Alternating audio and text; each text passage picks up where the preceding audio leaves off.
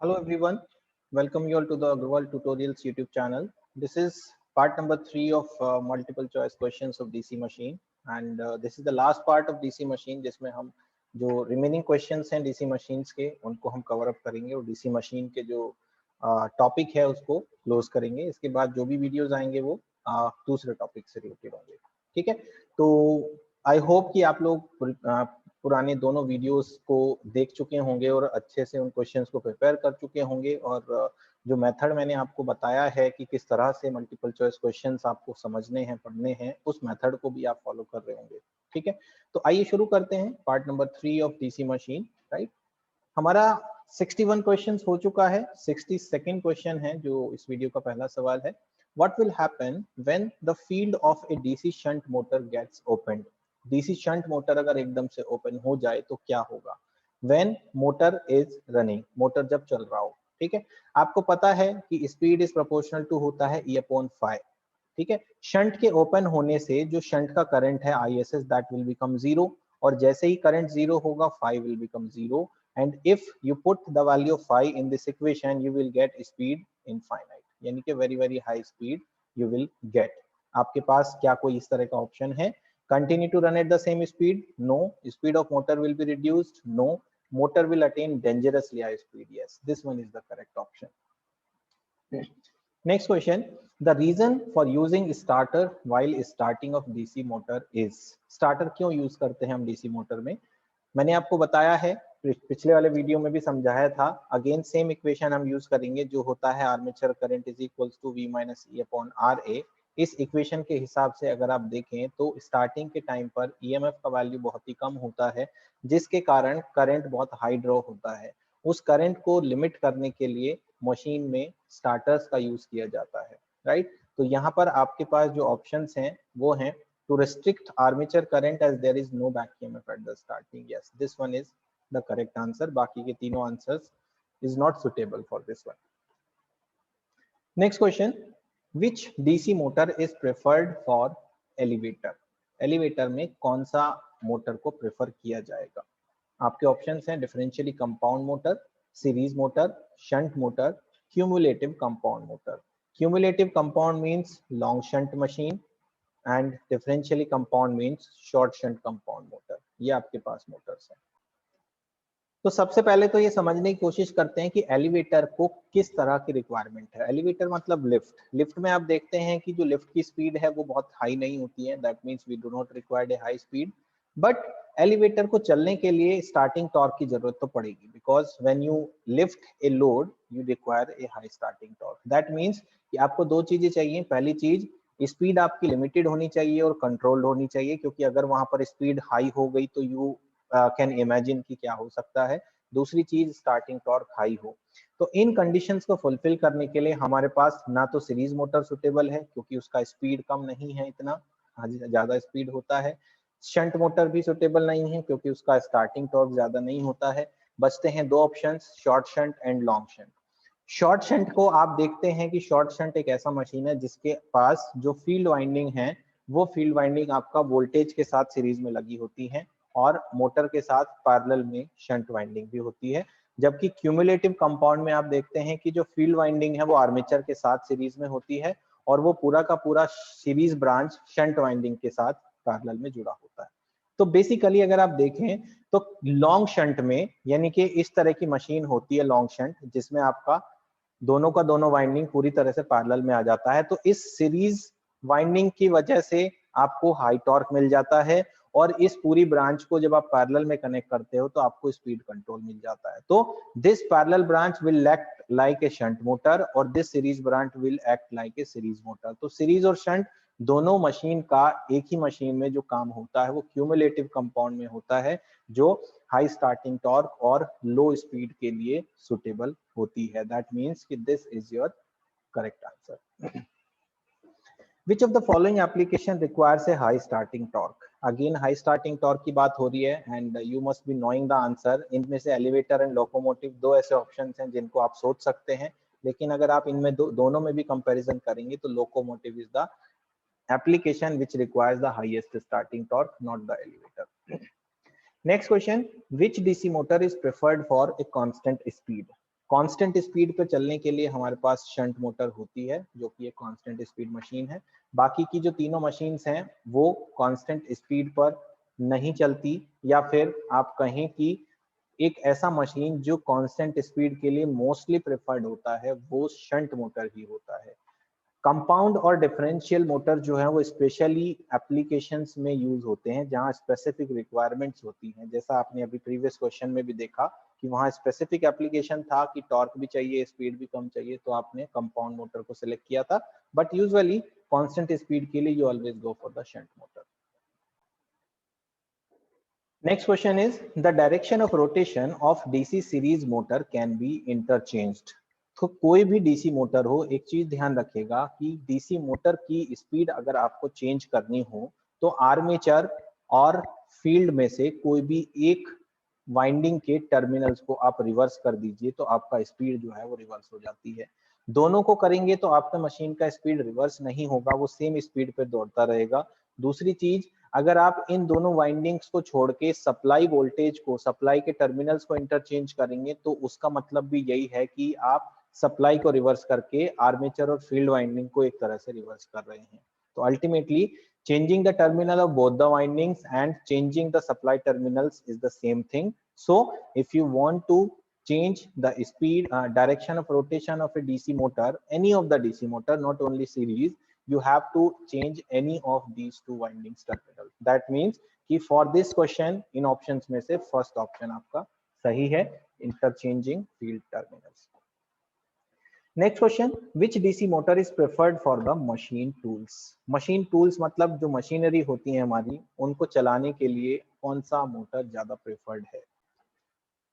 So machine tools को चलने के लिए क्या रिक्वायरमेंट्स है हमारी। अब मान लीजिए कि कोई ऐसा टूल है आपका जिससे आप कुछ काम करना चाहते हैं, तो उस मशीन टूल को चलाने के लिए आपको एक तो स्पीड की जरूरत पड़ती है जो कि कांस्टेंट हो। स्पीड वेरी नहीं होनी चाहिए, क्योंकि बार बार अगर स्पीड आपका वेरी होगा विदाउट लोड, नो लोड, इन कंडीशंस पे अगर आपका स्पीड वेरी होगा तो that will not be suitable, right. दूसरी चीज, उस एप्लीकेशन में आपको बहुत ज्यादा हाई टॉर्क के साथ काम नहीं करना है, right, because you are dealing with some machine tools which requires medium और लो टॉर्क, ठीक है। तो ऐसी कंडीशन के लिए आपके पास जो एक कांस्टेंट स्पीड साथ साथ लो टॉर्क आपको ऑफर करता है वो है आपके पास shunt motor. Next question, when the speed of DC motor is increased. Speed के इंक्रीज होने से क्या होगा। You are increasing the speed, आपके पास ऑप्शंस है EMF increases, current decreases, EMF decreases, current increases, and दोनों के दोनों इंक्रीज करेंगे या दोनों डिक्रीज करेंगे।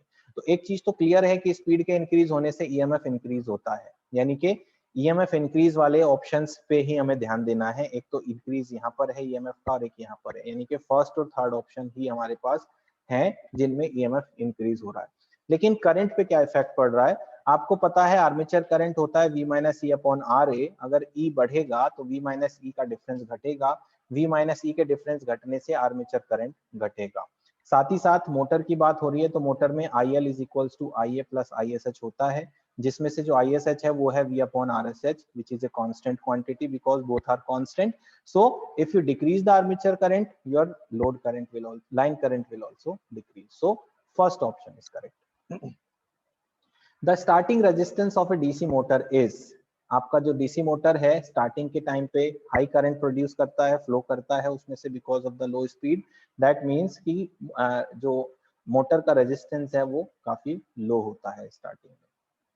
Which of the following will decrease when the supply voltage of a DC motor is? So here you are increasing the supply voltage, V is increasing, तो कह रहा है कि इनमें से कौन सा क्वांटिटी डिक्रीज होगा। Operating speed N, starting torque TS, full load current IL, no load current I0। तो आपको एक रिलेशन याद होगा कि मोटर का जो पावर है P वो होता है V into IL। So this power has to be constant, क्योंकि आप मोटर को चला रहे हो, उसको एक डेफिनेट पावर सप्लाई कर रहे हो, तो this power has to be constant, and to maintain this constant power, if V is increasing, IL has to decrease. That means your full load current will decrease.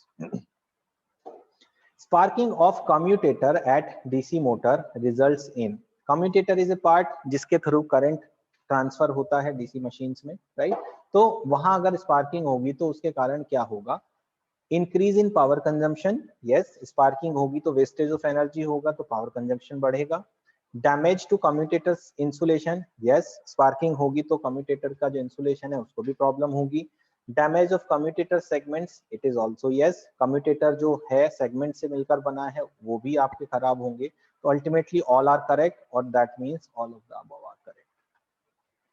Which DC motor is preferred for crane and hoist application? Crane means again we require high starting torque but low speed. Hoist also a kind of elevator which is also require high starting torque and low speed. That means हमने अभी अभी कुछ देर पहले पढ़ा था कि high starting torque और लो speed के लिए डीसी में से cumulative compound motor is the most suitable, ठीक है। तो again this is the same. Okay, so I am sorry for this, this is not cumulative compound, क्योंकि जो क्रेन्स हैं और होस्ट हैं these are very high starting torque required applications, जिसमें बहुत ज्यादा हाई स्टार्टिंग टॉर्क की जरूरत है। क्योंकि क्रेन्स को आप देखते हो कि बहुत ज्यादा हैवी वेट लिफ्टिंग करने के लिए क्रेन्स का यूज होता है और होस्ट को भी इसी तरह से हम यूज करते हैं। तो basically this option will be series motor, क्योंकि वेरी हाई स्टार्टिंग टॉर्क के लिए सीरीज मोटर इज परफेक्ट। अगर आपको कम स्टार्टिंग टॉर्क चाहिए जो कि शंट मोटर के लिए कैपेबल नहीं है, तो उस कंडीशन में you go for the cumulative, but for these applications series motor is correct. Next question is, if TA be the armature torque, IA be the armature current, which of the following relation is valid for DC series motor? DC series motor T proportional to phi IA, series motor में flux is also proportional to IA होता है, क्योंकि series में armature के साथ आपका field winding लगा होता है। इसका मतलब है T और IA दोनों के बीच में जो रिलेशन है वो करंट के स्क्वायर का रिलेशन है। Which of the following is not the function of pole shoe in DC motor? DC motor में पोल शूज होते हैं, पोल के आगे जो एक फेस होता है दैट इज कॉल्ड बेसिकली पोल शू। तो इनमें से फंक्शन कौन सा नहीं करता है वो? To reduce eddy current loss, to reduce reluctance, to spread out flux, to support field coils. तो इनके अगर ऑप्शंस पे जाते हैं तो जो एडी करंट लॉसेस को रिड्यूस करने का प्रोसेस है वो है लैमिनेशंस के थ्रू, राइट। लेकिन पोल शूज में लैमिनेशंस का कोई रोल नहीं है। इट मींस कि यही एक ऐसा ऑप्शन है जो पोल शूज के द्वारा नहीं किया जाता। बाकी पोल शूज रिलक्टेंस को रिड्यूस करते हैं, फ्लक्स को स्प्रेड करते हैं, क्योंकि उनका जो शेप है वो फैला हुआ रहता है जिससे वो फ्लक्स को स्प्रेड करने के लिए हेल्प करते हैं, और उनके ऊपर फील्ड कॉइल्स लगी होती हैं जिनको वो सपोर्ट करते हैं। तो बाकी के तीनों ऑप्शंस के लिए पोल शूज एप्लीकेबल हैं, only the AD current losses वहां से रिड्यूस नहीं किए जा सकते। The condition for maximum power in case of DC motor is, ये हमने डिस्कस किया था अभी कुछ देर पहले क्वेश्चन के लिए कि आपको मैक्सिमम पावर ट्रांसफर करने का कंडीशन जो होता है वो होता है EMF should be equals to half of the supply voltage या terminal voltage, means second option is correct. Next question, in a DC shunt motor if field current is decreased, आपने क्या किया है, शंट मोटर में field current को decrease किया है, speed of the motor is, shunt current को decrease करने का मतलब है फ्लक्स को डिक्रीज करना, और फ्लक्स को डिक्रीज करने का मतलब है n proportional to inversely proportional to flux, speed को इंक्रीज करना। The function of yoke in a DC machine is to provide mechanical protection, to reduce eddy current, flux path completion and both 1 and 3rd option. तो yoke का क्या मतलब है? DC machine में जो योक है वो आउटर स्ट्रक्चर को कहते हैं हम योक। तो नेचुरली जो योक है वो मशीन को मैकेनिकल प्रोटेक्ट करता है, क्योंकि उसका जो मटेरियल है वो काफी हार्ड और स्टिफ होता है, जिसको जो कि आपकी मशीन को किसी भी मैकेनिकल शॉक से प्रिवेंट करने के काम में आता है। तो first one is definitely correct. AD current losses का उससे कोई रोल नहीं है, second one is not at all correct. Third one है फ्लक्स पाथ कंप्लीशन। तो आपका जो योक है वो कंप्लीटली एक क्लोजर स्ट्रक्चर में होता है, जिसके कारण फ्लक्स को एक पाथ मिलता है जो उसके अंदर डेवलप होता है। तो third option is also correct. And fourth option है बोथ 1 and 3, तो yes this one is correct. First और थर्ड दोनों ऑप्शन इसके लिए करेक्ट है। When the speed of DC motor is increases, its armature current increase, decrease, remain constant, any of the above. Again speed से related question है, speed increase हो रही है, स्पीड इंक्रीज होने से E will increase, ई के increase होने से V माइनस ई का जो डिफरेंस है दैट विल डिक्रीज एंड उसकी वजह से armature current will decrease, so that option is decreases. The amount of back EMF of a shunt motor will increase. Back EMF shunt motor का कब increase करेगा? When load is increased, when field is weakened, when field is strength, none of the above. तो इन options को आप देखेंगे कि अगर machine में लोड को इंक्रीज करोगे तो लोड के इंक्रीज करने से स्पीड में ड्रॉप आएगा और स्पीड में ड्रॉप आने की वजह से आपका जो EMF है वो भी डिक्रीज होगा, so that is not correct. When the field is weekend, field के वीक होने से भी स्पीड बढ़ेगी जिसकी वजह से आपका जो EMF है वो इंक्रीज होगा। Third option is when the field is strength, तो आपका अगर फील्ड बढ़ेगा या मजबूत होगा तो स्पीड घटेगी, तो अगेन आपका EMF डिक्रीज होगा। इसका मतलब यह है कि अगर फील्ड वीक होगा स्पीड बढ़ेगी तो EMF इंक्रीज होगा, that means second option is correct. A 250 volt DC shunt motor takes a line current of 28 ampere. IL है 20 ampere, V है 250 volts. Resistance of the field winding is ISH is 200 ohm. Resistance of armature IA is 0.3 ohm. Find the armature current and the back EMF. दोनों चीजें निकालनी है। DC shunt motor का case है। Motor के case में V equals to होता है E plus IA RA. IA आपको दे रखा है, सॉरी RA है ये, IA आपको निकालना है। मोटर के केस में आपके पास IA इक्वल्स टू होता है IL माइनस ISH। ISH का वैल्यू आप कैलकुलेट कर सकते हो V अपॉन 250 अपॉन 200 से, that will give you 1.25 ampere. तो आपका ISH आ गया 1.25 एम्पियर, IL आपके पास 20 है तो 20 माइनस 1.25 दैट विल बी 18.75। तो इन चारों ऑप्शंस में से 18.75 फर्स्ट ऑप्शन में ही है, तो we will go for first one. हमें आगे निकालने की जरूरत यहाँ नहीं है, ऑल्दो वी कैन कैलकुलेट आगे भी, कोई प्रॉब्लम नहीं है, बट चूंकि हमें ऑप्शन मिल गया है तो we should not go ahead. Next question, a 4 pole 250 volts DC series motor has a wave connected armature. आपके पास V का वैल्यू है 250, 4 पोल हैं, P है 4, सीरीज मोटर है, वेव कनेक्टेड है, मानी मतलब A इक्वल्स टू 2 है, 200 कंडक्टर्स हैं, Z का वैल्यू 200 है, फ्लक्स है आपका 25 milli weber, motor is drawing 60 ampere from the supply, the armature resistance is 0.15 while series field winding resistance is 0.2, calculate the speed under this condition। आपके पास है DC series motor, DC series motor में V equals to होता है E plus IA into RA plus RSE। यहाँ से हमें E निकालना है तो E के लिए हम जाएंगे V minus 250 minus current armature का आपको दे रखा है 60, क्योंकि सीरीज मशीन है तो all current will be same, तो दिस इज 60।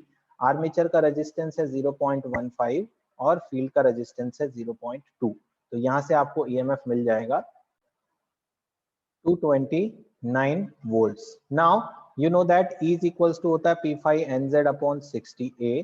यहाँ से आपको N चाहिए तो N will be equals to E that is 229 into 60 into A that is 2 upon P5Z। P है आपके पास 4, phi है आपके पास 25 into 10 to the power minus 3 into Z, Z है आपके पास 200। Solving this, how much is the answer? 1374 RPM. This is the answer. Next is the speed of a DC motor is directly proportional to flux per pole. Speed is proportional to phi. Inversely proportional to flux 1 upon phi. Inversely proportional to applied voltage 1 upon V, or none of the above. So option 2 is correct. Inversely proportional to flux. The torque developed by a DC motor is directly proportional to, torque proportional होता है flux into current के, that is flux per pole into armature current. First option is correct. Next question, a 4 pole P is equals to 4, lap wound A is equals to also 4, DC motor has 540 conductors, voltage is 230, armature resistance 0.8, speed 1000, flux per pole 25 milliweber, induced EMF armature current। तो induced EMF की value निकालनी है P5 NZ upon 60 है, 4 into 25 10 to the power minus 3 1000 into 540 divided by 60 into 4. The answer 225 volts. तो आप option में देखेंगे तो 225 दो ऑप्शंस में है, इट मींस हमें आर्मेचर करंट भी निकालना पड़ेगा। हम चूंकि यहाँ पर डीसी मोटर की बात कर रहे हैं तो आर्मेचर करंट डीसी मोटर में होता है V minus C upon R A. V है आपके पास 230 माइनस 225 अपॉन आर ए 0.8 यानी कि 5 अपॉन 0.8 और 5 अपॉन 0.8 हमारा होता है 6.25। तो fourth option is correct. Neglecting all the losses, the developed torque of a DC separately excited DC motor operating under constant terminal voltage is related to its output power P as under. T is inverse proportional to root of P, T is directly proportional to P, T is independent of P and T square is PQ. So DC machine में relation होता है electrical power equals to mechanical power. Electrical power that is EMF into armature current is equals to mechanical power that is omega into T, and you can say T is equals to EIA upon omega, जिसमें this is your P upon omega. यहाँ पर आपसे कह रहा है कि operating under constant terminal voltage, तो omega का जो वैल्यू है that will remain constant, क्योंकि constant conditions में इस मशीन को ऑपरेट किया गया है। So for that purpose आप यहाँ से देख सकते हैं कि T is directly proportional to P here, right? T और P के बीच में direct relation होता है। The demand for a large increase in torque of a DC shunt motor is met by torque की जो large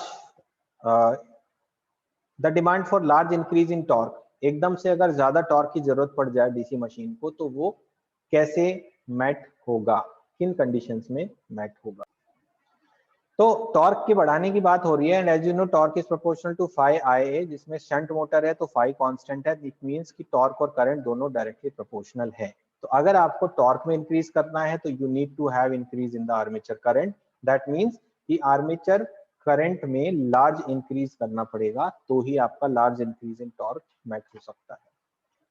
next question, motor is most suitable for punch presses. Punch press मतलब कि एक पंच करने वाली machine आप सभी ने यूज की होगी जिसको आप स्टेपलर बोलते हो, उसी तरह का अगर एक बड़ा मशीन ले लिया जाए तो कौन सा मशीन इनमें से काम कर सकता है। अब आप एक चीज यहाँ से फिर से ध्यान दें कि पंच मशीन में स्पीड की रिक्वायरमेंट नहीं है लेकिन स्टार्टिंग टॉर्क की जरूरत है।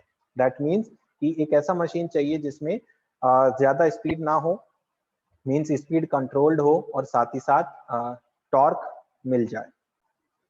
दैट मीन्स कि cumulative compound is the option, जो कि लॉन्ग शंट कंपाउंड मशीन होती है।